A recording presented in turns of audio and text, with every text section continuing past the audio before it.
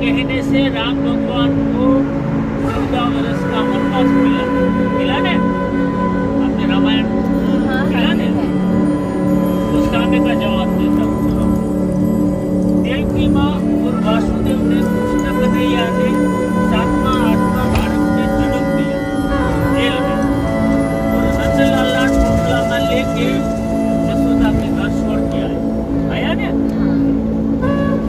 14 साल के बाद कृष्ण कन्हैया बड़ा हो गया, देवकी माँ और वासुदेव को जेल में छुड़ाने के लिए गए। तो देवकी माँ ने वासुदेव ने बोला कि बेटा तू तो भगवान था, हमको 10 मिनट में छुड़ा सकता था, 14 साल क्यों लगाया? बाद में कृष्ण कन्हैया ने बोला माता आपसे कहने से मेरे को 14 वर्ष का वनवास मिला। आ गया कर्म आ गया ने, ऐसा करो ऐसा करो।